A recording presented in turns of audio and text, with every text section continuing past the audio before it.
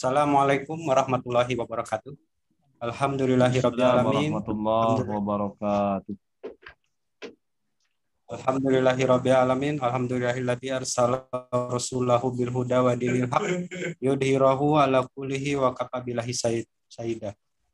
Asyhadu alla ilaha illallah wahdahu la syarikalah wa asyhadu anna Muhammadan abduhu wa rasuluh.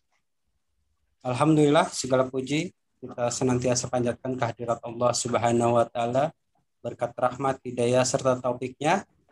Pada sore hari ini kita masih diberikan kesempatan, masih diberikan kesehatan sehingga bisa melaksanakan berbagai aktivitas kita dari pagi hingga sore ini. Mudah-mudahan berbagai aktivitas kita itu bernilai pahala di sisi Allah. Amin ya Allah. Salawat serta salam mudah-mudahan senantiasa tercurah limpahkan kepada junjungan alam Nabi Muhammad Rasulullah Sallallahu Alaihi Wasallam, pada para keluarganya, para sahabat, para tabiin hingga akhir zaman. Kemudian kita termasuk orang-orang yang akan mendapatkan syafaat beliau di yaumil akhir. Amin ya Allah. Amin. Baik hadirin jamaah Masjid Ansarullah rahimakumullah, pada sore hari ini kita akan membahas Kafah edisi 196 ya, terkait pelayanan ibadah haji. Nah, ini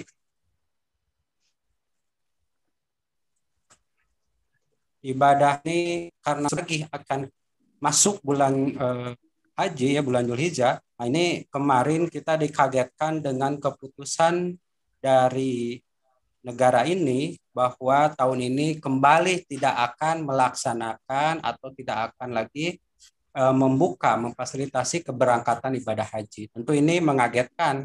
Kenapa? Karena yang pertama bahwa kita tahu Indonesia itu adalah penduduk dengan muslim terbesar sedunia, ya.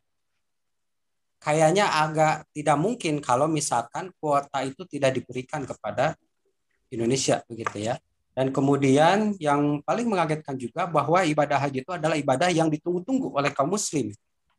Mereka rela menunggu bertahun-tahun, ada yang belasan, bahkan ada yang puluhan tahun menabung ya, dari hasil jerih payah setiap hari ditabungkan, tetapi ketika uang itu sudah terkumpul ternyata tidak bisa berangkat.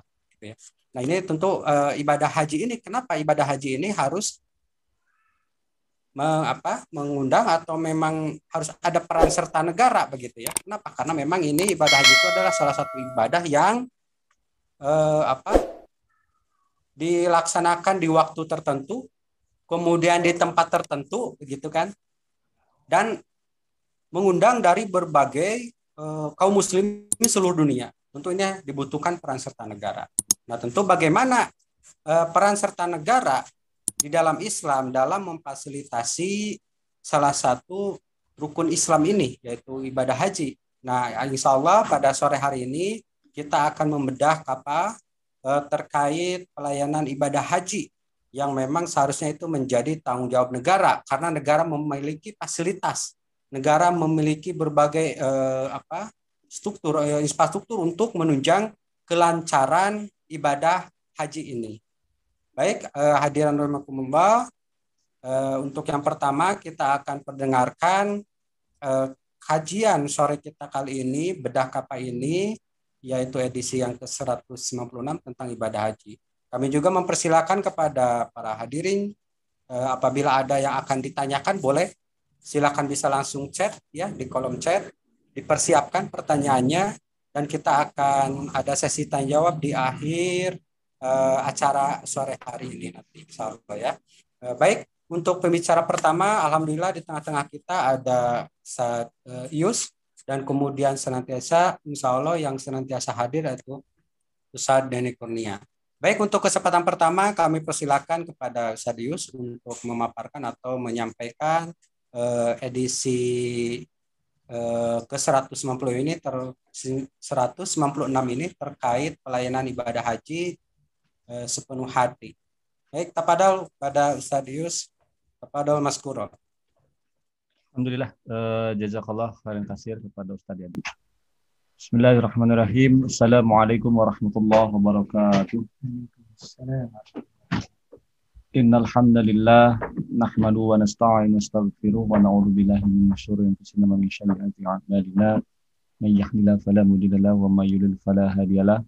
Asyhadu an la ilaha illallah wa asyhadu anna Muhammadan abduhu wa rasuluh. Faqala Allah Ta'ala fil Qur'anil Karim a'udzu billahi minasyaitonir rajim. Bismillahirrahmanirrahim. Ya ayyuhalladzina amanu taqullaha haqqa tuqatih wa la tamutunna illa wa antum muslimun. Alhamdulillahirabbil alamin. Segala puji milik Allah Rabb semesta alam yang pada sore hari ini masih memperkenalkan kita, yang memberikan kepada kita nikmat, di antaranya nikmat iman, nikmat Islam, nikmat usia, nikmat sehat, yang Allah memperkenankan di kita meskipun kita bertemu saat ini di media ini, ya, salah satunya media Zoom, yang mudah-mudahan tanpa mengurangi kita dalam rangka thalabul ilmi, dalam rangka kita menyampaikan Islam. Insya Allah mudah-mudahan ini menjadi nilai di sisi Allah Subhanahu wa Ta'ala. Tak lupa salawat serta salam kita sampaikan kepada uswah kita, yaitu Habibana wa Nabiyana Rasulullah Muhammad Sallallahu Alaihi Wasallam, kepada keluarganya, sahabatnya, tabi'in, tabi'ut tabi'in, sampai kepada kita umatnya yang masih tiba sampai yaumil akhir. Alhamdulillahirabbil alamin. Jamaah Majelis Ansarullah, ya, Majelis Ansarullah Bedah Buletin Kafah yang dirahmati Allah Subhanahu wa Ta'ala, yang senantiasa mengikuti setiap pekannya bedah kafah kita. Mudah-mudahan program kajian yang senantiasa dilaksanakan ini senantiasa kita istiqomah dan ada dalam keridhaan Allah Subhanahu wa Ta'ala. Amin ya Allah ya rabbal alamin. Hadirin jamaah Majelis Ansarullah Bedah Buletin Kafah yang dirahmati Allah Subhanahu wa Ta'ala, sebagaimana tadi yang disampaikan oleh host yaitu Ustadz Yadi, bahwa bedah kafah yang akan dibahas pada pertemuan atau sore hari ini berkaitan dengan pelayanan ibadah haji. Alhamdulillah, ya. Alhamdulillah saat ini kita sudah masuk di bulan Dzulqa'dah, ya. Kita saat ini sudah masuk bulan Dzulqa'dah, salah satu bulan haram, ya, di antara 4 bulan, di antara 4 bulan haram di bulan Hijriah. Nah, ini menunjukkan setelah Dzulqa'dah kita akan sebentar lagi masuk bulan Dzulhijjah. Nah, ini Dzulhijjah ini adalah tentu saja kita akan senantiasa ingat bahwa di bulan Dzulhijjah ini akan kita bertemu, ya, satu ibadah, ya, salah satu ibadah yang memang ini menjadi cita-cita. Kenapa? Cita-cita setiap kaum muslimin, orang-orang yang beriman, untuk melaksanakan ibadah haji. Kenapa? Karena haji merupakan salah satu rukun, ya, salah satu rukun Islam yang harus ditunaikan oleh setiap orang-orang yang beriman atau orang muslim. Nah, tentu saja ini menjadi sebuah, ya, harapan yang besar sesungguhnya bagi setiap orang beriman untuk berangkat ke Baitullah, untuk berangkat ibadah haji, untuk melaksanakan ibadah haji. Namun akhir ini kemarin, ya, mungkin kita juga sempat, ya, atau sedikit tersentak gitu, ya, di mana pemerintah melalui Kemenag itu membatalkan pemberangkatan calon jamaah haji, gitu. Karena alasannya pandemi, gitu, ya, karena alasannya pandemi. Padahal kalau kita melihat negara lain juga sama sebenarnya, ya, ada. Tapi justru negara lain tetap, ya, mengirimkan jamaah hajinya, ya, mengirimkan jamaah haji. Ini pembatalan ini tentu saja ini tahun kedua, ya, tahun kedua. Tentu saja bagi yang selama ini kita menanti-nantikan, gitu, ya, yang sudah antri sekian tahun, yang seharusnya kita berangkat, ya, di tahun ini, ternyata pada pas pelaksanaannya, yaitu di bulan Dzulqa'dah, yang sebelumnya harus sudah dipersiapkan, sesungguhnya ini menjadi sebuah diuji sebenarnya, diuji kesabaran orang-orang tadi, ya, orang-orang beriman, terkhusus di Indonesia ini. Kenapa? Karena kalau ini menunjukkan kalau diberangkatkan ini delay misalkan 2 tahun ini, ya, sementara antriannya itu cukup panjang gitu. Jadi kita tahu bahwa sampai tahun ini saja antrian Indonesia tuh terlama gitu ya. Kalau sekarang kita 2021 nih antrian ini sudah 30 tahun lebih ya. Jadi diperkirakan pada tahun 2055 itu kalau ada yang jamaah itu seperti itu. Jadwal sekarang nanti berangkatnya kemungkinan itu 2055, cukup panjang, cukup lama gitu ya, Masya Allah. Nah, hadirin jamaah Majelis Ansarullah Bedaka Fahim dimuliakan Allah Subhanahu wa taala. Nah, sebelum kita nanti membahas tentang bagaimana yang seharusnya pelayanan ibadah haji yang harus dilaksanakan oleh negara, dengan seperti apa gitu, seperti apa seharusnya negara ini melayani pelayanan terhadap ibadah haji. Namun sedikit kita membahas mengenai bagaimana sesungguhnya kewajiban yang agung ini, yaitu ibadah haji ini ya. Sebagaimana kita ketahui bahwa kewajiban haji ini adalah salah satu rukun Islam, bahwa sebagaimana sabda Rasulullah Shallallahu Alaihi Wasallam ya, yang direwetkan oleh Imam Al-Bukhari sampaikan bahwa Islam itu dibangun atas 5 perkara. Yang pertama adalah syahadat ya, kesaksian bahwa tidak ada Rabb kecuali Allah, dan bahwa Rasulullah Shallallahu Alaihi Wasallam Muhammad adalah utusan Allah. Kemudian selanjutnya adalah menegakkan salat, kemudian menunaikan zakat, haji dan saum Ramadan. Maka ibadah haji merupakan kewajiban di antara kewajiban yang lain ya, atas kaum muslimin. Jadi ibadah haji adalah kewajiban manusia kepada Allah. Ini hablu minallah ya, yaitu bagi yang mampu melakukan perjalanan ke Baitullah. Nah, siapa saja yang mengingkari kewajiban haji, maka sungguh Allah Maha Kaya tidak memerlukan sesuatu dari semesta alam. Nah, ini kita bisa melihat nanti di Quran surat Al-Imran ayat ke-97. Maka Imam Ibnu Katsir menukil riwayat dari Ibnu Abbas, Mujahid dan yang lainnya tentang firman Allah tadi, bahwa siapa saja yang mengingkari kewajiban haji, barang siapa yang mengingkari kewajiban haji, maka sungguh Allah Maha Kaya, tidak memerlukan sesuatu dari semesta alam ini. Ya, maknanya siapa saja yang mengingkari kewajiban haji, sungguh telah kafir dan Allah tidak memerlukan dirinya. Nah, itu jadi tafsir Ibnu Katsir. Ibnu Abbas radhiyallahu anhu berkata, ada yang bertanya, wahai Rasulullah, apakah haji wajib setiap tahun? Beliau menjawab, tidak, tetapi sekali ya seumur hidup.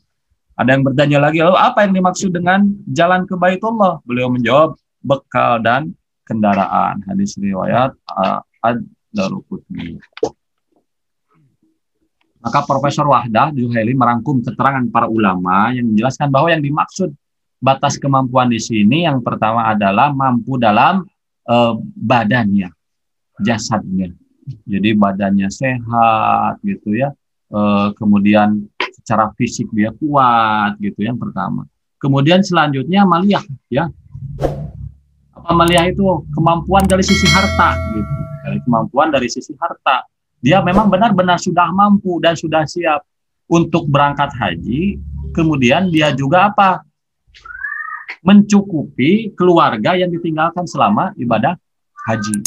Karena ibadah haji kan tidak cukup 1-2 hari, itu berminggu-minggu ya, ada bisa minimal 2 minggu dengan perjalanan saat ini ya, dengan pesawat.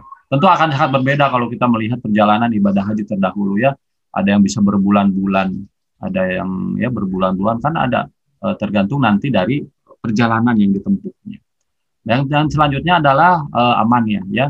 Nah, ini juga keselamatan juga perlu Nah, mampu secara badiah tadi ya, sebagaimana kita sehat, kemudian harta kita juga cukup ya.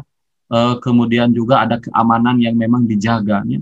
Bahwa keamanan artinya adalah bahwa calon jemaah haji ini terjamin dari mulai dia berangkat sampai pulang lagi gitu. Ada jaminan yang menjamin bahwa keberangkatannya haji itu dia itu terbebas atau keaman dari bahaya seperti misalkan perampok, begal dan lain sebagainya, ya. Ataupun dalam hal peperangan misalkan, pas begitu dia melewati suatu tempat ternyata di situ terjadi peperangan, nah itu juga perlu dihindari ya. Yaitu tadi syaratnya diantaranya adalah amaniyah ya, sebagaimana tadi Profesor Wahbah menyebutkan. Nah, termasuk juga amaniyah di sini dari gangguan alam ya, dari alam ya, baik itu bencana alam ataupun kondisi badai dan lain sebagainya. Dan juga memang melewati bahaya, baik itu bahaya memang misalkan di satu tempat itu ada sedang terjadi wabah penyakit yang berbahaya. Maka karena kondisi-kondisi itu yang mengancam keselamatan kaum muslimin dalam perjalanan haji, ya memang tidak bisa dihilangkan. Maka hal ini menjadi bisa jadi pembatas syarat istilah dalam berhaji.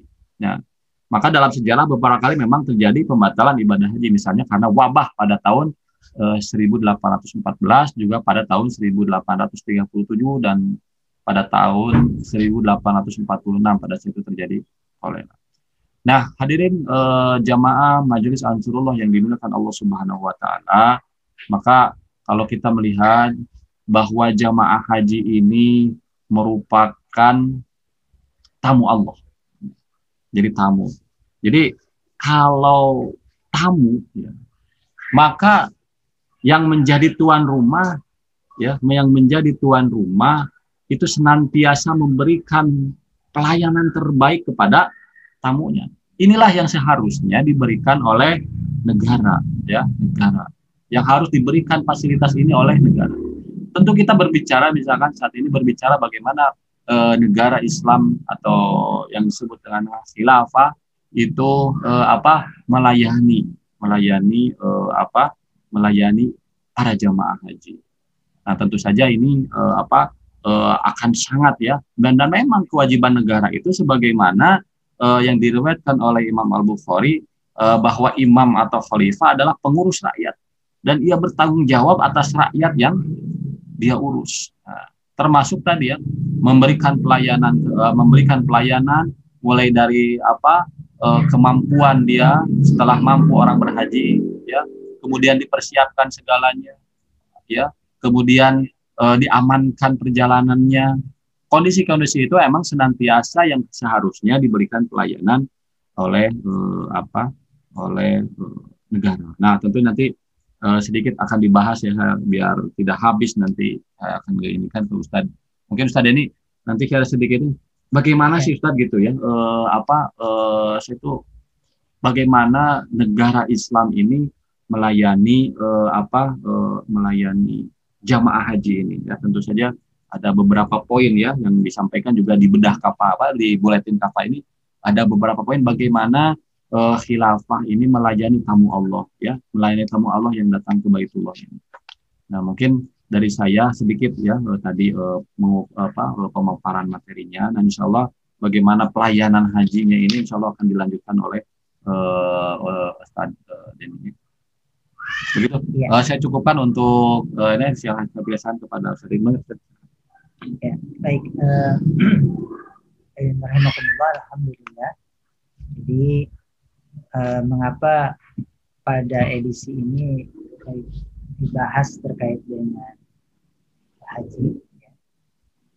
Alhamdulillah bulan ini juga bulan Zulqa'dah ya, sudah masuk Zulqa'dah kemarin ya, sudah masuk Zulqa'dah. Nah, biasanya terutama yang berkecimpung di dalam kurban sudah siap-siap gitu ya. Seperti Pak Haji Dani sudah siap-siap. Haji Salam siap-siap untuk menyiapkan hewan kurban. Itu yang bisa kita lakukan ya, kebanyakan masyarakat di sini. Mengapa? Karena memang kita tidak pada tempat di mana ya tempat ibadah haji itu dilakukan. Nah, apabila kita berada di tempat itu, maka sesungguhnya Islam telah memberikan pengaturan ya di dalam hal ini ya. Jadi ibadah haji ini kan merupakan perkara yang fardhu ya. Jadi perkara yang wajib ya bagi setiap muslim yang mampu atau istitaah ya. Nah, maka untuk merealisasikan kewajiban ini ya, negara menyiapkan ya berbagai hal ya agar kaum muslim dapat melaksanakan kewajiban. Tidak boleh ada satupun yang menghalangi kaum muslim untuk melaksanakan kewajiban. Ya, jadi justru yang dilakukan oleh negara itu bagaimana supaya ya, semakin hari itu pelaksanaan ibadah haji itu semakin mudah, ya. Jadi fasilitas dan lain sebagainya itu dipersiapkan. Bahkan di masa Abbasiyah ya itu di masa Harun al-Rasyid kalau tidak salah itu istrinya itu membangunkan saluran itu ya, saluran air minum ya, yang menghabiskan triliunan kalau dihitung uang ya itu triliunan rupiah ya. Itu adalah dalam rangka memberikan pelayanan ya, memberikan pelayanan atas jamaah haji ya. Nah di masa Bani Utsmaniyah juga sama ya, bagaimana jalur kereta ya waktu itu dibangun ya untuk memudahkan jamaah haji ya pergi ke Mekah. Jadi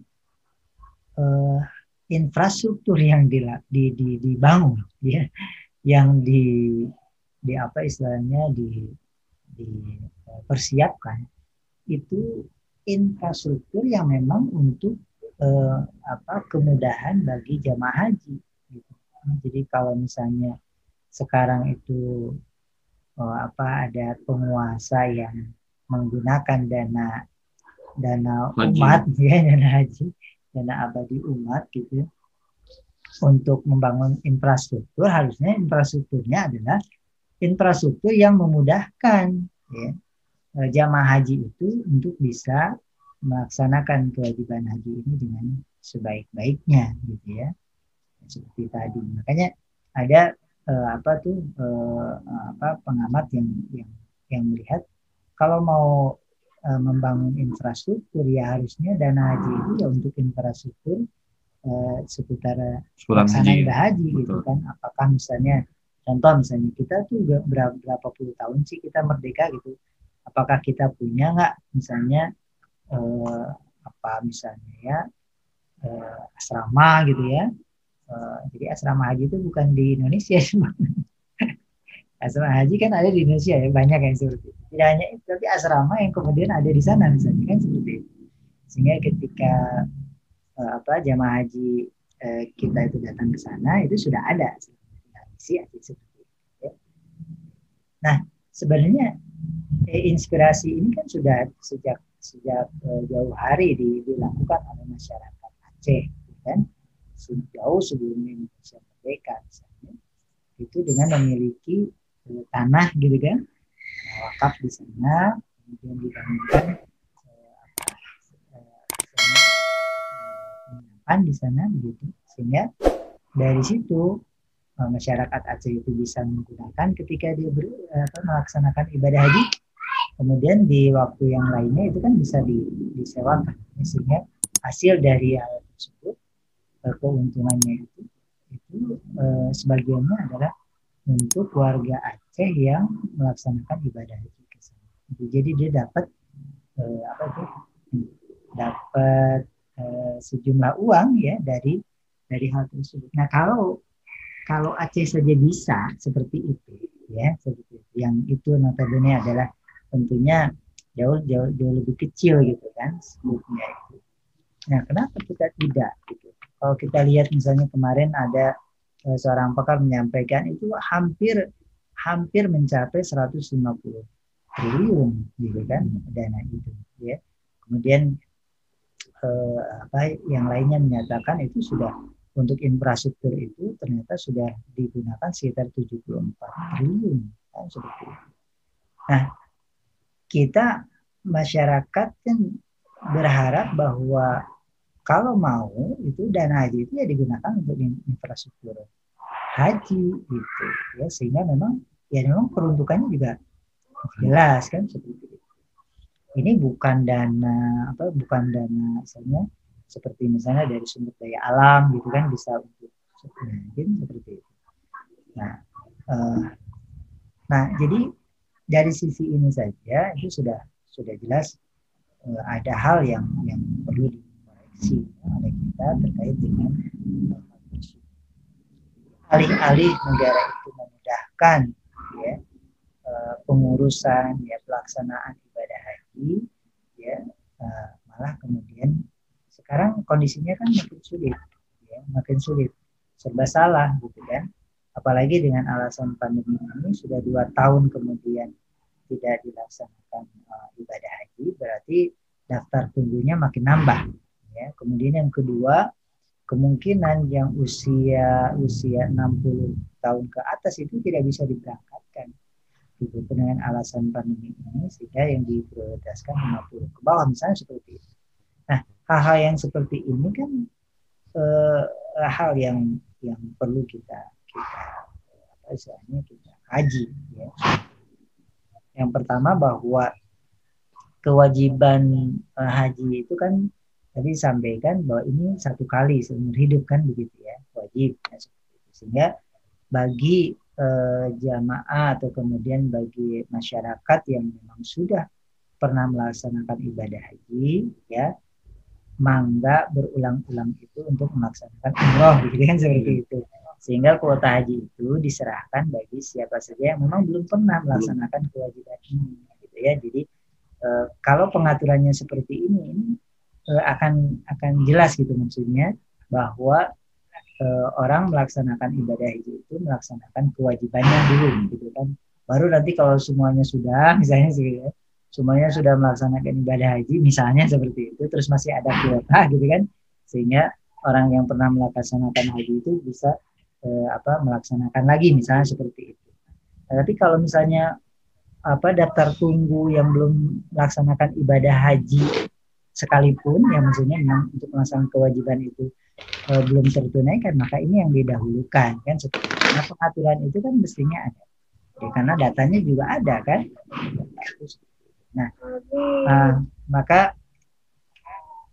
maka dari hal itu ini penting kiranya ya, pengusaha itu memperhatikan hal ini ya, memperhatikan hal ini. Jadi bagaimana di sini jelaskan ya beberapa catatan sejarah ya berkaitan dengan betapa besarnya ya perhatian dan pelayanan yang diberikan oleh penguasa kaum muslim ketika itu, para khalifah, kepada jemaah haji ya. Mereka melayani dengan sebaik-baiknya tamu-tamu Allah ini gitu ya. Jadi pelayanan prima bahasanya gitu ya, maksimal gitu kan, istimewa gitu kan, seperti itu. Jadi tanpa adanya unsur-unsur yang di luar nilai ruhiyah gitu ya. Jadi pelaksanaan ibadah haji itu nilai yang harus diperolehnya itu bukan madiyah, bukan materi. Gitu. Sehingga orang berlomba-lomba istilahnya membuat usaha gitu kan di dalam pelaksanaan ibadah haji ini, sehingga konsennya juga malah ke arah sana. Padahal tidak demikian gitu kan. Seharusnya penguasa itu konsen kepada pelaksanaan ibadah hajinya itu gitu kan, apa yang dibutuhkan oleh jamaah, apa yang kemudian memudahkan dan membaikkan pelayanan itu dilakukan. Nah, itu yang harusnya di konsen di situ, bukan pembahasan ini menguntungkan dan lain sebagainya seperti itu ya. Mengapa bisa seperti itu? Karena memang kalau dalam Islam itu terkait dengan ibadah haji ini adalah urusan tanggung jawab semua, gitu ya, tanggung jawab bersama, terutama adalah penguasa Muslim, gitu kan, yang dia memiliki tanggung jawab untuk terlaksananya atau kemudian terrealisasinya kewajiban ini, ya, agar kelak nanti di akhir itu kan nanti tentunya akan dimintai pertanggungjawaban, misalnya ada seseorang Muslim yang kemudian tidak bisa berangkat haji karena alasan teknis misalnya, atau karena ada hal-hal yang itu sebenarnya bisa dipenuhi oleh negara, gitu ya, seperti itu. Nah itu kan tentunya jadi tanggung jawabnya. Tapi kalau misalnya terkait dengan hal tadi ya, secara pribadi, jadi apa istilahnya dari sisi kekuatan fisik ya, kemudian harta, seperti itu. Hal-hal yang seperti itu sudah terpenuhi, ternyata kemudian tidak bisa berangkat, gitu kan, dengan alasan-alasan semacam tadi misalnya. Nah ini kan harus diupayakan, gitu. Bukan malah kemudian diberhentikan atau kemudian dibatalkan, gitu kan. Apa upayanya kan, gitu. Sekalipun misalnya tidak bisa semuanya, taruhlah misalnya kuotanya misalnya dikurangi itu kan berarti bukan dibatalkan, ya seperti itu. Artinya masih bisa itu dilakukan, ya seperti itu. Nah, jadi itu seharusnya justru yang diupayakan itu adalah bagaimana supaya kewajiban itu tetap bisa dilaksanakan, gitu. Dan memang kondisinya pada saat ini kan memungkinkan, ya bahkan pemerintah Saudi juga memang open ya, maksudnya membuka kesempatan untuk bisa melaksanakan ibadah haji pada tahun ini kan, seperti itu. Nah, jadi yang pertama itu bagaimana ya penguasa Muslim ketika itu ya khalifah itu menunjuk ya pejabat khusus untuk ya memimpin dan mengelola pelaksanaan haji dengan sebaik-baiknya. Kemudian jika negara harus menetapkan ongkos naik haji ya atau ONH, maka nilainya itu disesuaikan dengan biaya yang dibutuhkan oleh para jamaah berdasarkan jarak wilayahnya ya dengan tanah haram, gitu ya. Jadi seperti itu. Jadi betul-betul dikalkulasi, gitu kan, berapa nih ya, seperti itu. Nah sehingga yang diperhatikan di sana paradigma ONH ini adalah paradigma negara ya di dalam mengurus urusan jamaah haji dan umrah ya, seperti itu. Kalau bisa misalnya dimurahkan ya dimurahkan, gitu. Jangan sebaliknya, gitu kan. Kalau bisa dimahalkan kenapa harus dimurahkan, kalau bisa dipersulit kenapa harus dipermudah. Ini kan kebalik gitu. Ya, kapitalisme kan begitu ya. Sementara kalau dalam Islam ya jangan dipersulit ya, permudah jangan dipersulit kan, gitu. Mudahkan jangan dipersulit, gitu. Murahkan jangan dimahalkan kan, gitu. Ini kan pelaksanaan ibadah ya, pelaksanaan ibadah. Yang ketiga, seorang khalifah itu berhak untuk mengatur kuota haji dan umroh ya, tentunya dengan keterbatasan tempat ya, jadi pengaturan terkait dengan kenyamanan dan lain sebagainya, jadi lebih ke arah sana, gitu. Dan sekarang kan pembangunan terus ya, tiap tahun tuh terus menerus ya. Kemarin selama pandemi itu kan kalau lihat di istilahnya kan suka ada nih kayak youtuber gitu ya, yang langsung dari sana, dari tanah Masjidil Haram ini menayangkan gitu ya bagaimana situasi kondisi terbaru lah di sana ya. Jadi pembangunan itu terus dilakukan ya, perluasan gitu kan, perluasan Masjidil Haram dan lain sebagainya, seperti itu. Sehingga semakin lama jamaah haji untuk bisa ke sana itu bisa lebih banyak jutaan kan, seperti itu. Nah, ini kan hal yang dilakukan di dalam bagaimana supaya kaum muslim yang semakin lama semakin banyak ini bisa melaksanakan kewajiban haji ini dengan kuota yang semakin lama semakin bertambah kan, seperti itu. Pelayanannya juga semakin bagus kan, harusnya gitu. Nah, maka dalam hal ini ya penguasa muslim itu ya harus memperhatikan hal demikian. Yang pertama bagaimana kewajiban haji ini ya itu kewajibannya berlaku sekali seumur hidup yang sekarang itu disampaikan. Kemudian juga kewajiban haji itu hanya berlaku bagi mereka yang memenuhi syarat dan kemampuan ya, seperti itu. Jadi kalau memang belum mampu ya jangan dipaksakan, gitu, seperti itu. Jadi program misalnya kemarin daftar dulu ya, kemudian dengan dana talangan seperti itu, ini kan justru makin merumitkan gitu kan, merumitkan. Jadi akhirnya banyak hal yang, apalagi nanti terkait dengan perbankan dan sebagainya, macam-macam lah itu seperti itu, dan ternyata terbukti ya ternyata pengelolaannya tidak sebagaimana yang kita harapkan seperti itu. Kemudian maka yang diprioritaskan adalah yang mereka yang memang belum pernah melaksanakan haji, sehingga antrian panjang haji itu akan bisa dipangkas ya, karena hanya yang benar-benar mampu yang diutamakan, yaitu hal yang harus diperhatikan. Nah, yang keempat itu adalah bagaimana khalifah itu akan menghapus visa haji dan umroh gitu ya. Jadi kenapa bisa seperti itu? Karena misalnya kita di Nusantara waktu itu ya, di masa kesultanan misalnya seperti itu ke Mekah itu ke ibadah haji itu nggak perlu ada visa, berangkat aja gitu kan, seperti itu. Karena satu kesatuan gitu kan, wilayah Nusantara itu adalah bagian dari kekhilafahan Islam gitu, sehingga tidak perlu adanya visa. Nah, itu kan dulu misalnya seperti itu.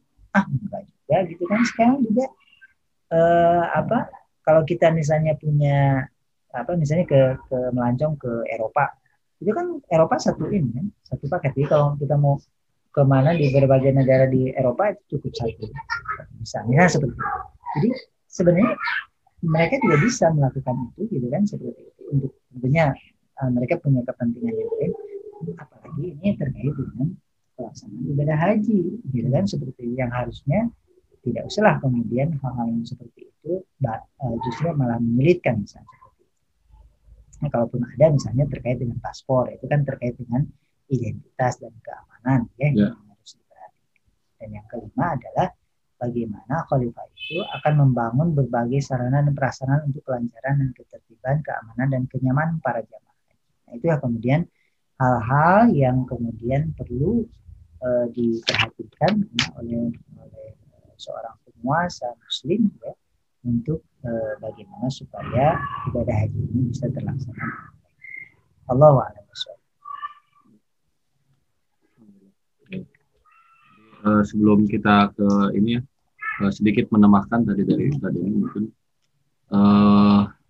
bahwa ibadah haji ini memang bagian dari syiar Islam ya.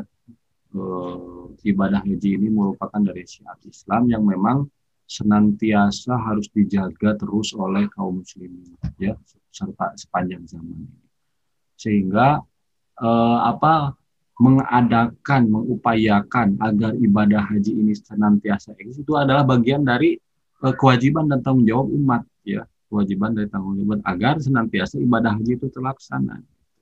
Bagaimana kita tahu misalkan kalau kita melihat misalkan sejarah ke belakang bahwa banyak sekali pada saat itu penjajahan, misalkan di kita sejarah mungkin pernah membaca ya, bagaimana upaya-upaya ya penjajah pada saat itu agar tidak memberangkatkan jamaah haji ke Mekah ke sana gitu. Itu ada upaya seperti itu.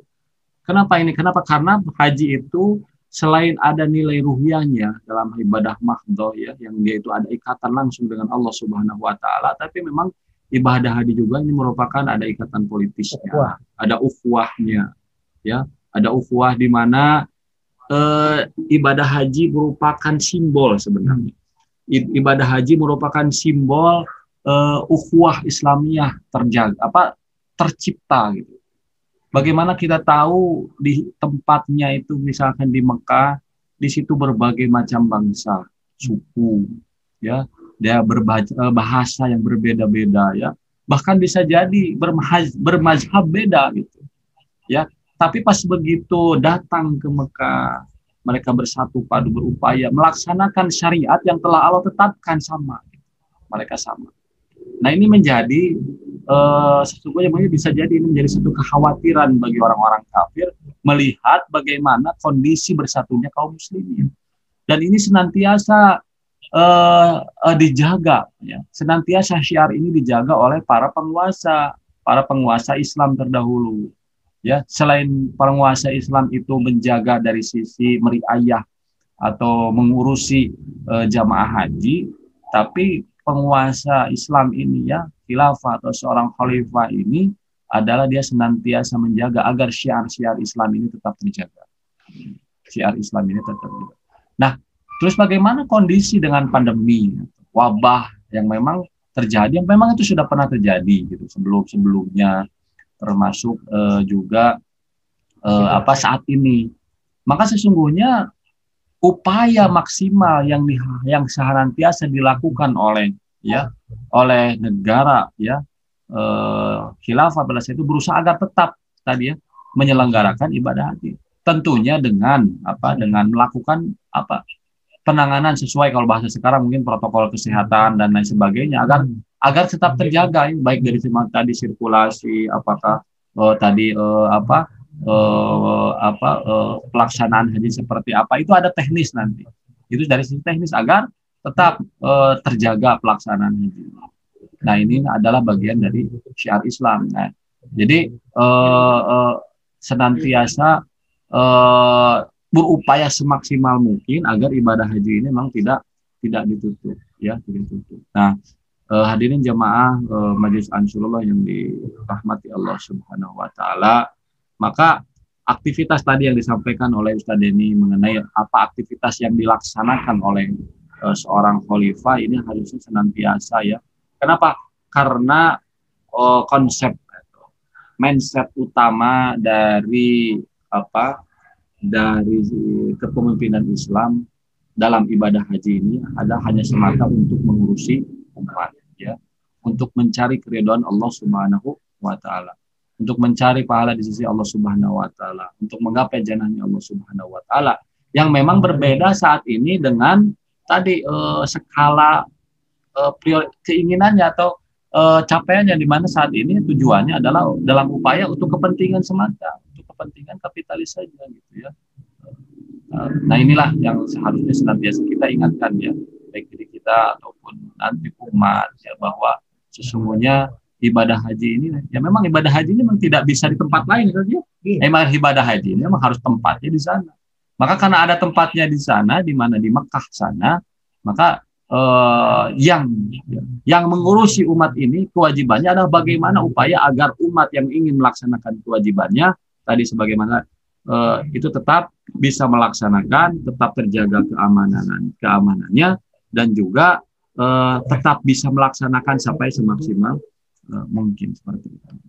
Nah, maka keagungan jadi pelayanan ibadah haji ini hanya bisa dilaksanakan oleh para khalifah, ya, sebagaimana kita sejarah menulis mengingatkan kita, maka benar-benar mereka itu berkhidmat untuk tamu-tamu Allah, ya, memberikan pelayanan terbaik kepada tamu-tamu Allah. Karena tadi, ya, yang melaksanakan ibadah haji itu adalah undangan Allah, ya, undangan Allah. Berarti mereka yang berangkat haji itu adalah para tamu Allah, dan senantiasa bagaimana memberikan pelayanan terbaik kepada para tamu selaku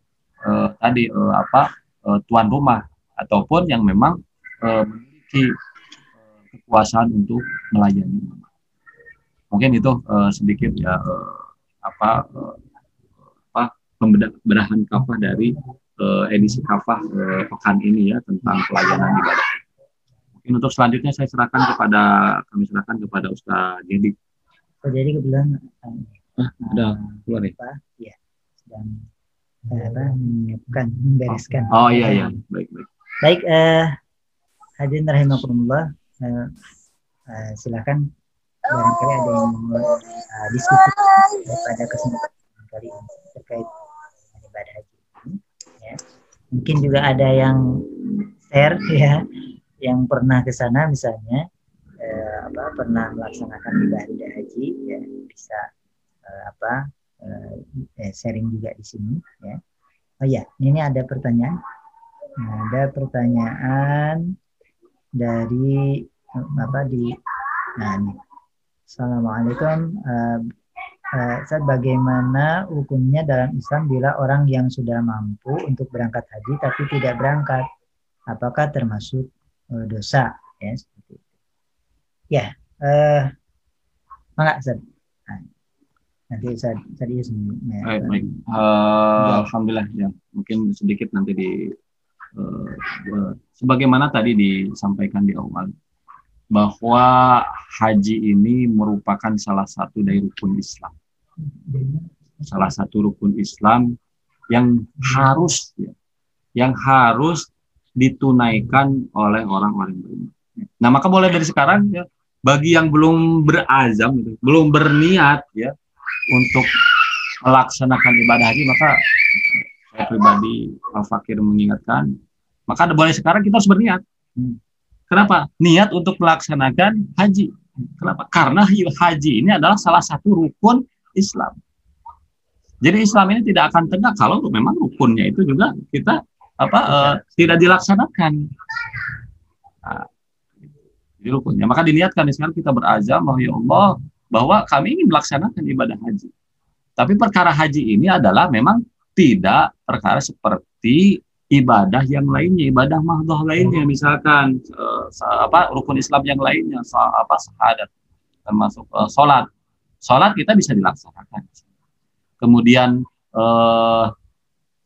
saum ya, atau zakat ya. Nah, ibadah haji ini terikat apa? Terikat tempat dan terikat waktu. Jadi waktunya ditentukan, tempatnya ditentukan. Dan bagi yang berangkat karena tempat dan waktunya ditentukan, maka untuk melaksanakan ibadah haji itu harus ada, nah, diantaranya syarat. Tadi syaratnya itu diantaranya harus dia mampu, ya, sebagaimana tadi dalam hadis tadi sampaikan. Mampu apa, dari sisi apa tadi? Dari sisi mampu dia dari sisi badaniahnya, dari kesehatan badannya, fisiknya sudah terjaga, gitu ya. Kenapa? Karena ibadah haji ini merupakan ibadah yang cukup fisik berat ya, cukup fisik berat. Bagaimana harus sa'i ya, harus tawaf, kemudian wukuf ya. Di antaranya rukun haji itu, bahwa di antara rukun haji itu adalah wukuf. Jadi kalau orang yang tidak melakukan wukuf ya tidak sah ya, haji. Jadi di antaranya wukuf dia. Nah, ini membutuhkan suatu energi, sesuatu ketahanan fisik yang cukup ya, bisa melaksanakan ibadah. Kemudian tadi ada mal ya, di situ ada harta yang memang mencukupi untuk satu dia berangkat ke Baitullah, berangkat ke Mekah, cukup biayanya, kemudian cukup untuk memenuhi kebutuhan keluarganya yang ditinggalkan di negerinya. Nah, bagaimana mengenai seseorang ini yang dia tuh sudah mampu dari sisi fisik, kemudian mampu dari sisi mal, gitu, dari sisi harta. Maka sesungguhnya orang seperti ini kita akan melihat koreksi sampai mana keimanan dia terhadap rukun Islam tadi, gitu. Ya. Nah, ini berarti kan ada yang harus diluruskan mengenai permasalahan rukun Islamnya tadi. Kalau dia meyakini bahwa Islam ini dibangun diantaranya adalah oleh 5 pilar tadi, maka senantiasa dia akan berupaya, ya. Dia tidak akan menunda-nunda, ya, menunda-nunda kalau sampai batas waktu dia mampu, baik secara fisiknya, kemudian dari sisi hartanya, ya, dan yang lainnya dia termampukan. Nah, ini yang memang seharusnya dilaksanakan oleh setiap orang-orang muslim, ya. Kalau tadi sesuatu amalan itu bisa jadi dia berdosa. Kenapa? Karena sesuatu yang sudah Allah berikan kemampuan, Allah cukupkan, ternyata dia tidak berangkat juga. Ya. Panggilan Allah itu datang karena keimanan, gitu. Ya, panggilan Allah itu datang. Labbaik Allahumma labbaik, kami datang ya Allah, ya. Nah, itu untuk apa? Berarti tadi karena dorongan keimanan. Mungkin itu dari saya sedikit. Mungkin itu bisa ditambahkan. Ya, jadi itu tadi sampaikan Ustaz bahwa yang pertama yang harus kita tanamkan dalam jiwa kita bahwa ini adalah perkara yang wajib yang harus kita laksanakan. Ya, jadi sekuat tenaga kita harus mengupayakan hal tersebut. Nah, kalau kita sudah berazam berarti harus ada ikhtiar yang harus kita lakukan. Tidak ada ikhtiar. Banyak ya kisah yang kemudian sampai juga kepada kita, ada yang caranya dengan menabung gitu kan sampai puluhan tahun gitu ya, seperti itu, Masya Allah. Kenapa? Karena tertanam dalam dirinya bahwa ini kewajiban yang harus ditunaikan gitu kan, sekali seumur hidup ya, begitu. Jadi betul-betul diperhatikan.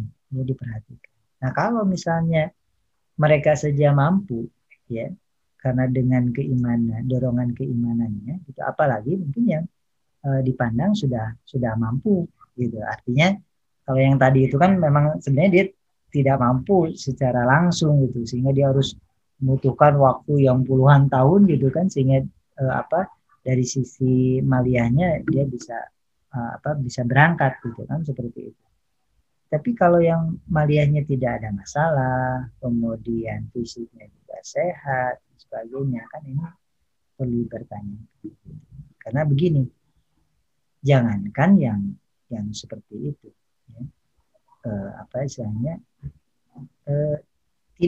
tidak semua orang ternyata ya pas mau berangkat itu, misalnya hajinya itu memang benar-benar bisa terlaksana. Itu yang sudah daftar, sudah mau tinggal, sudah berangkat sebagainya. Apalagi yang enggak, gimana ceritanya dia bisa kemudian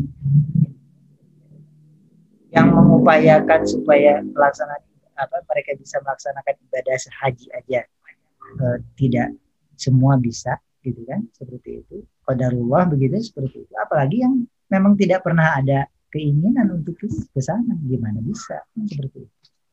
Nah, maka dari itu keyakinan ini penting ya ditanamkan pada diri kita. Kemudian memang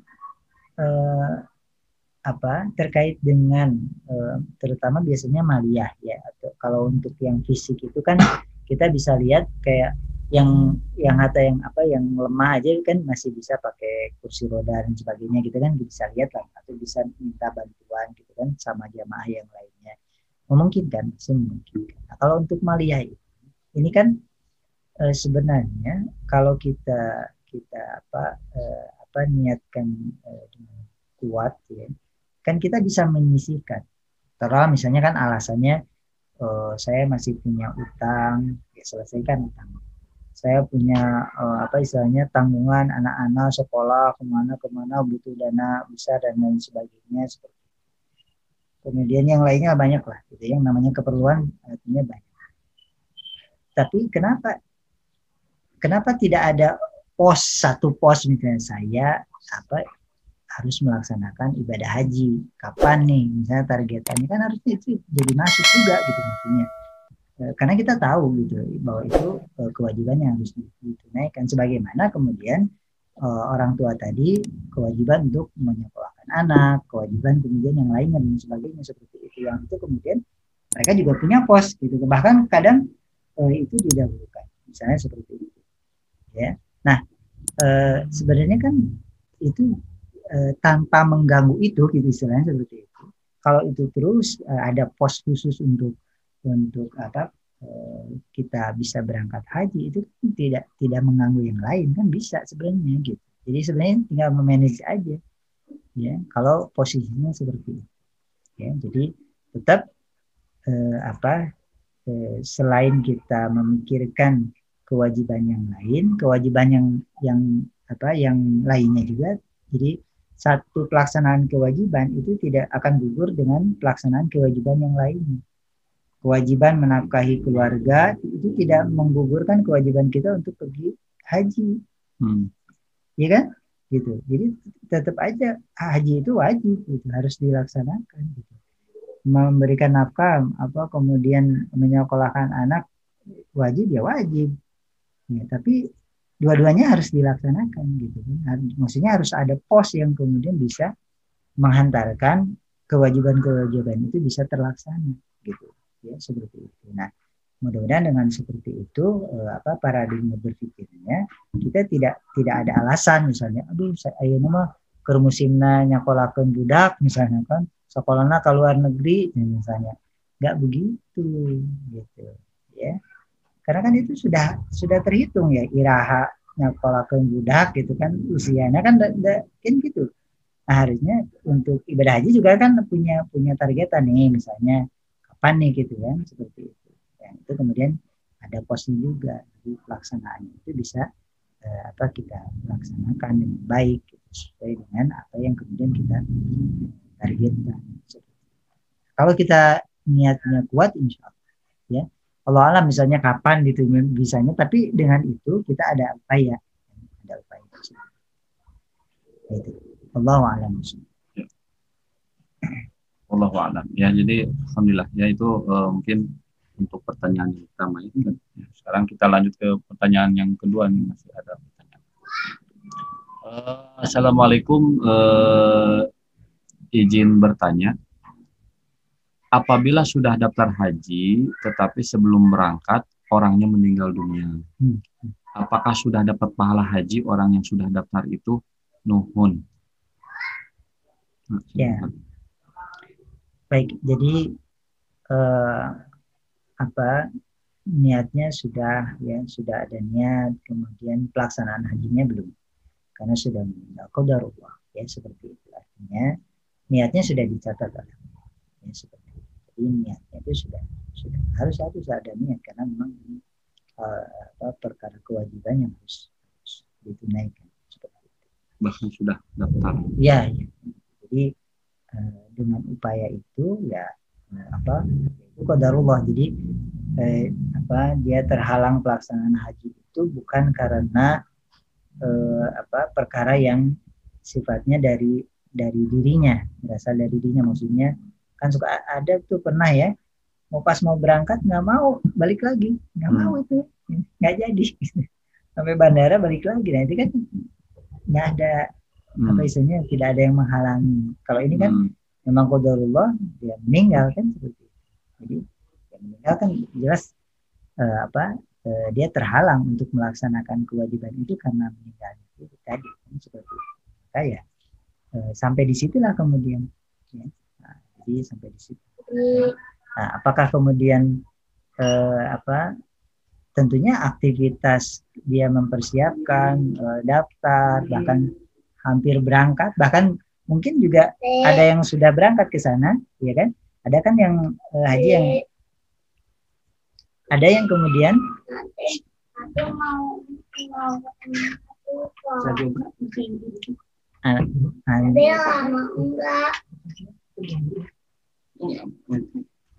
baik.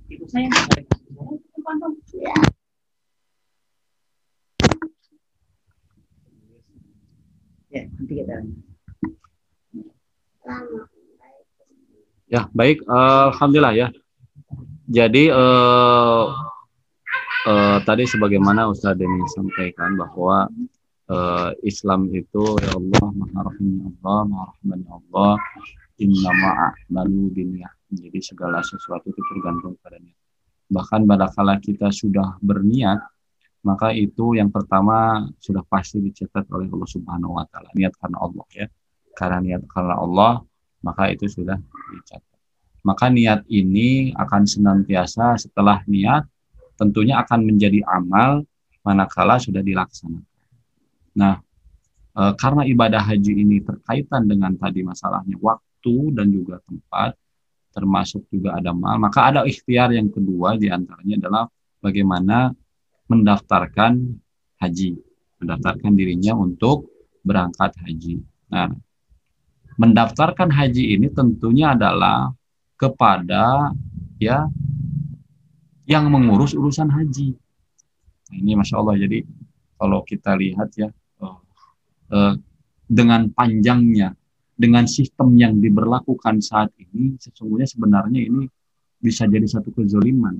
Kenapa? Karena sistem ini sehingga membuat antrian ini begitu luar biasa panjang. Sampai 2055. Sampai 2055 gitu. Ya. Nah, ini kita melihatnya dari satu sisi insya Allah tadi dari sisi orang yang sudah berniat, bahkan dia sudah lunas menyelesaikan ibadah hajinya, qadarullah, bahwa Allah tidak apa nanti Contoh sekarang misalnya sekarang itu dibatalkan gitu kan. Kemudian tidak ada harusnya kesempatan tahun ini, ternyata tahun ini dibatalkan, tidak diberangkatkan. Kemudian di tahun depan, sebelum nyampe tahun depan, dia sudah tidak ada umur lagi, ya, ajalnya sudah habis. Maka tadi insya Allah pahala hajinya ya bagi orang yang itu akan sampai kepada, karena tadi sudah dibarengi. Kenapa? Karena kondisi yang tidak mengkondisikan dia itu untuk berangkat haji. Nah, ini Masya Allah, ini tadi kembali ke sistem yang saat ini dijalankan, yang sesungguhnya sistem tadi sebenarnya kalau dalam sistem khilafah bagaimana kuota haji dan itu tuh sebenarnya bisa dikondisikan dengan syarat-syarat tertentu tadi. Misalkan yang pertama dia itu bahwa prioritas itu mana, dari sisi orang yang pernah melaksanakan haji atau tidak. Nah, itu menjadi prioritas. Yang sudah tidak melaksanakan, yang belum melaksanakan haji itu pasti jadi prioritas, ya. Kemudian juga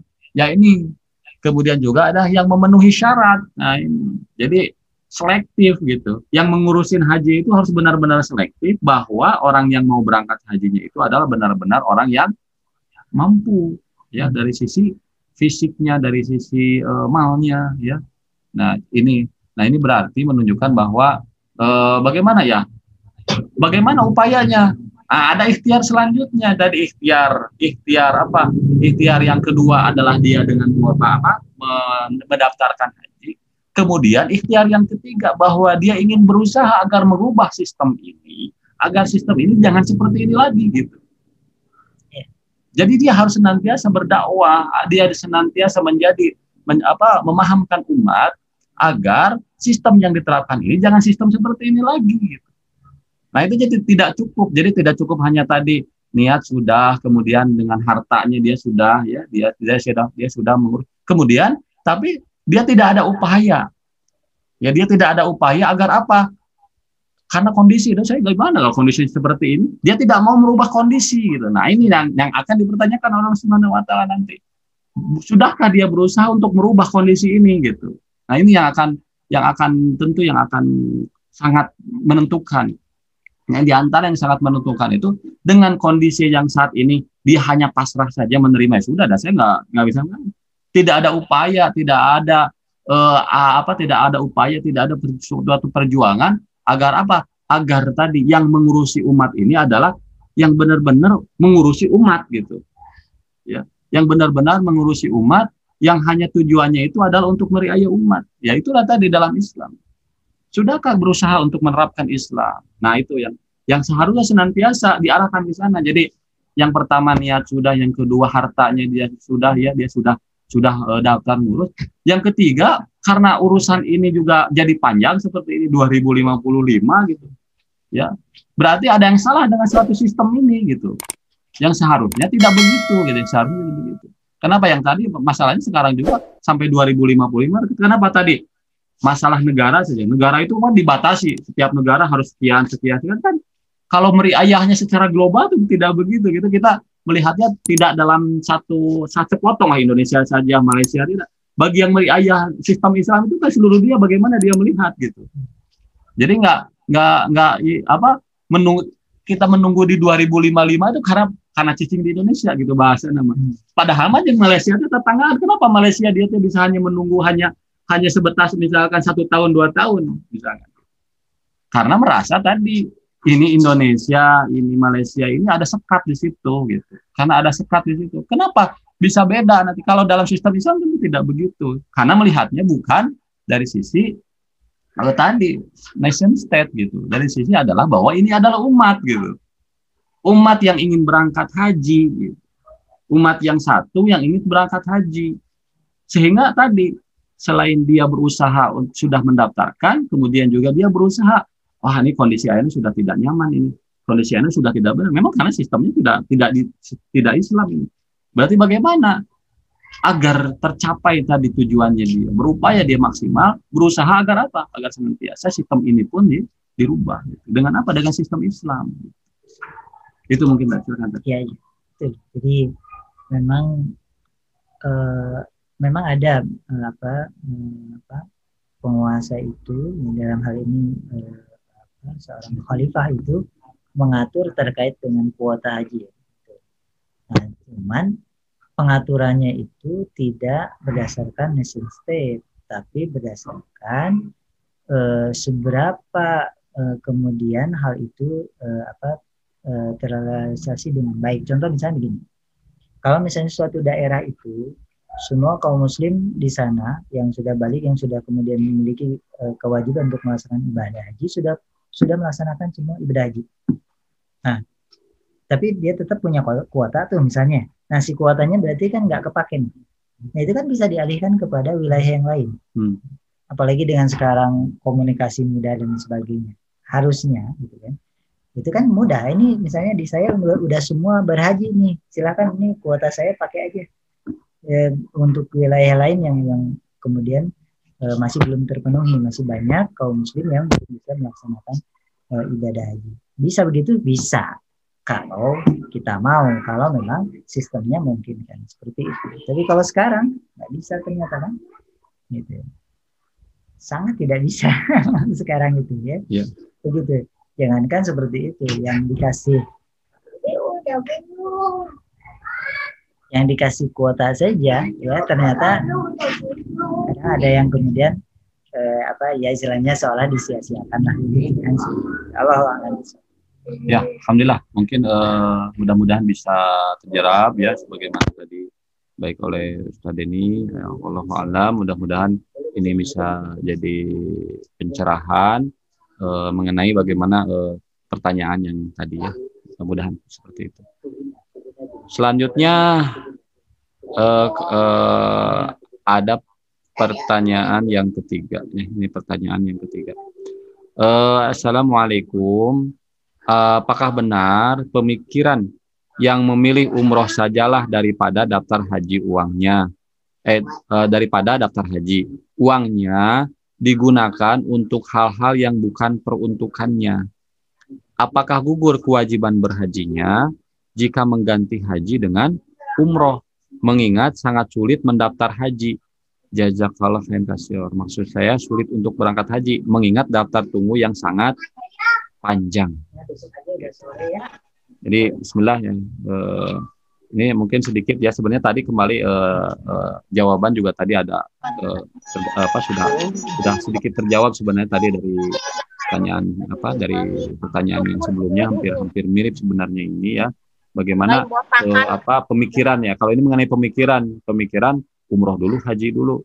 Namun haji kan lama gitu ya. Sebab menunggunya. Nah, tentu umroh lah gitu. Nah, tadi yang pertama tentunya adalah bahwa tetap kewajiban itu memang tidak bisa digantikan oleh sunnah. Ya, suatu hukum wajib ya, hukumnya wajib ya, tidak bisa digantikan oleh sunnah. Ya, tidak bisa digantikan oleh sunnah. Terus bagaimana? Nah, kalau dia sudah memenuhi misalkan kalau dia sudah daftar, dia sudah melunasi haji, kemudian dia masih waktu nunggu ini 20-30 tahun lagi. Ini di sini kan 30 tahun ini ya, kalau kita sampai 2055 sekarang 2021 berarti 30 tahun lebih, 34 tahun lebih antrian Indonesia ini.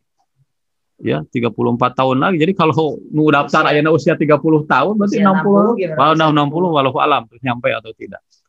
Nah, berarti apa upayanya? Upaya kalau sudah lunas, kalau dia ingin tadi karena ada kerinduan terhadap Baitullah, ya, dia ada kelebihan harta, maka boleh dia umroh. Begitu ya. Jadi pertama adalah niat tetap ya untuk haji itu ditunaikan dulu gitu, kemudian baru sunnah gitu, karena urutannya adalah sesuatu yang wajib ya, kalau ditinggalkan dia berdosa kan. Nah, kemudian selanjutnya itu selain, ini penting juga ya, saya senantiasa gitu. Selain dia tidak pasrah dengan keadaan. Saya tuh nunggunya 30 tahun. Maka karena waktunya itu begitu lama kan, maka seharusnya dia senantiasa berdakwah. Berdakwah agar apa? Agar sistem ini diganti dengan Islam. Kenapa? Karena walau alam gitu. Kalau suatu saat Islam ini tegak 2-3 tahun ke depan, 1 tahun, bahkan 1 tahun, 2 tahun, 3 tahun, tidak menutup kemungkinan bahwa ibadah haji itu bisa cepat, lebih cepat gitu. Tidak harus menunggu 30 tahun sampai 2055 gitu. Jadi ini ada harus senantiasa ada upaya setiap kaum muslimin ya menyadarkan bahwa Islam itu kafah, sempurna, bahwa Islam itu harus ada yang meriayah. Islam itu harus mempunyai kepemimpinan. Kenapa ini pentingnya? Jadi akhirnya karena tidak diterapkan sistem Islam, jadilah panjang urusannya, termasuk masalah lama haji. Jadi masalah haji ini bukan hanya masalah menunggu waktu, bukan.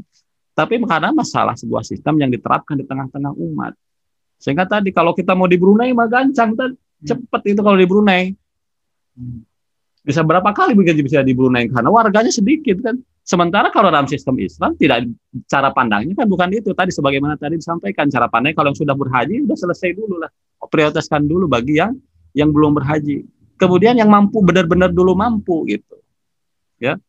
Bahkan itu kalau cara pandangnya begitu ya, orang yang mampu itu dia mau menghajikan orang-orang yang tidak mampu itu. Ya, kenapa? Pahalanya bisa dapat sama dia nggak berangkat haji itu. Tapi menghajikan orang yang tidak mampu bisa jadi pahalanya itu dapat juga. Nah itu mungkin ya sedikit dari saya wallahu a'lam. Ya. Silakan. Jadi memang yang namanya ta'awun, saling tolong menolong itu bukan hanya individu dengan individu sendiri, tapi negara juga, penguasa kepada masyarakat kepada penguasa kan gitu, harusnya gitu kan, saling sayang, tolong menolong gitu kan. Salah satunya itu tadi. Jadi mestinya penguasa tidak mempersulit masyarakat untuk bisa melaksanakan kewajiban. Begitupun kemudian masyarakat mendukung program-program penguasa yang memang memudahkan ya terkait dengan pelaksanaan kewajiban yang diberikan kepada kaum muslim. Salah satunya adalah terkait dengan pelaksanaan haji ini. Jadi mestinya sih suatu hal yang mudah gitu ya, karena ini terus berulang kan, artinya setiap diulang ya. Baik, jadi terkait dengan hal ini betul tadi disampaikan bahwa kewajiban haji ini tidak bisa gugur karena kita melaksanakan umroh, karena itu adalah hal perkara yang mesti dilakukan ya, haji itu, dan tidak bisa digantikan dengan ibadah umroh seperti tadi ya, dengan alasan apapun, termasuk kemudian alasan daftar tunggu gitu ya. Mungkin kalau secara praktisnya ada juga sih orang-orang yang mengupayakan dia sendiri, jadi tidak menunggu penguasa di negeri ini gitu ya, dengan daftar tunggu yang begitu lama. Mereka mengupayakan di negeri-negeri muslim yang lainnya atau kemudian di negara-negara yang lain gitu ya. Backpacker misalnya gitu kan, jadi dia berangkat misalnya ke mana, ke suatu negeri, nah kemudian dari sanalah kemudian dia berangkat haji dan seperti itu. Nah, jadi apakah upaya itu sudah dilakukan? Jadi tetap harus ada ikhtiar yang maksimal ya, dari kita untuk kita bisa melaksanakan ibadah haji. Tentunya dengan cara-cara yang memang dibolehkan kan, boleh bisa seperti itu. Paling kan ada beberapa hal yang itu kemudian tidak sebagaimana kemudian kalau kita berangkat dari sini kan gitu, seperti itu. Tapi yang terpenting kan kita melaksanakan kewajibannya itu gitu kan, dengan dengan kondisi yang aman kan gitu ya, seperti itu, dan memang memungkinkan, dan memang itu juga banyak yang sudah melakukannya dan memang itu legal, tidak artinya bisa dilakukan seperti itu. Jadi ya akhirnya sekarang masyarakat itu harus lebih kreatif gitu. Jadi kalau misalnya mengandalkan sistem kemudian penguasa zalim seperti sekarang ini, menunggu yang tidak jelas ya seperti itu ya, mau sampai kapan kita bisa melaksanakan kewajiban? So yang kita kuliah Timur Tengah, kuliah Timur Tengah kan begitu. Nah gitu. Jadi kemarin misalnya seperti Pak Haji, punya anak misalnya di Mesir. Nah itu bisa tuh Pak Haji berangkat ke Mesir, dari Mesir berangkat haji misalnya. Bisa. Gitu. Atau misalnya siapa ada saudara kita di Jerman misalnya, atau di mana di Turki, berangkat di sana. Dari sana lah kemudian berangkat. Begitu. Jadi, nah upaya-upaya itu bisa dilakukan. Gitu. Ya, jadi tanpa harus kemudian kita liur gitu, diliurkan daftar tunggu yang begitu lama, kiraha tuh, gitunya nungguan lagi leke-sekeng gitu seperti itu. Sementara pelaksanaan ibadah haji ini kalau kita sudah mampu yang 3 aspek tadi misalnya seperti itu, 2 aspek yang kemudian bisa kita upayakan, maka tidak ada alasan kan kita untuk kemudian menunggu-nunggu, harus menyegerakan gitu. Kalau bisa tahun ini ya tahun ini kan pasti begitu. Bagaimana ini juga kan ini terkait dengan pelaksanaan haji ini kan ini dimulainya itu kan di tahun ke-6 Hijriah ya, di masa Rasulullah itu. Ya, jadi ketika itu Rasulullah di hari Senin 1 Zulqa'dah tahun ke-6 Hijriah itu kemudian ingin melaksanakan umroh ya sana ke Mekah ya, seperti itu. Sampai kemudian ketika itu ada halangan kan dari ada penentangan atau ada halangan dari kaum Quraisy ketika itu ya. Nah kemudian apa yang disampaikan ketika itu ya. Jadi ketika itu Sayyidina Abu Bakar berpendapat kita menuju Makkah untuk melaksanakan umroh, maka siapapun yang menghalangi kita memasuki Masjidil Haram, kita akan memeranginya. Tuh. Jadi begitu. Itu harusnya sikap kita itu. Gitu. Bukan kalau misalnya dihalangi teh ya udah. Komadai kan ya itu makin senang tuh penguasa zolim itu. Ini test case kan sekarang misalnya test case. Nah, sekarang pembatalan dengan berbagai hal gitu. Nanti misalnya tahun depan misalnya ada alasan lain lagi lah sebagainya, macam-macam misalnya bisa jadi seperti itu. Nah, apakah kita akan diam dengan seperti itu? Ya kan? Kan nggak bisa. Nggak bisa begitu. Kewajiban itu harus kita upayakan untuk bisa ditunaikan seperti itu. Karena kondisi seperti ini, wabah seperti ini bukan hanya kali ini saja. Jadi di masa kurun waktu sejak di masa Rasulullah sampai kemudian pada saat ini kan itu beberapa kali itu memang ada ya kondisi seperti ini gitu. Tapi tetap itu diupayakan ya, tetap diupayakan permasalahannya diselesaikan, kemudian pelaksanaan haji kemudian diupayakan ya, meskipun misalnya seperti tadi misalnya apakah yang dilakukan itu kuotanya dikurangi, tapi tetap kan ada yang melaksanakan ibadah. Jadi jangan sampai misalnya di tahun itu tidak ada pelaksanaan haji sekalipun gitu. Jadi tidak ada. Jadi tetap harus dilaksanakan seperti itu. Ya.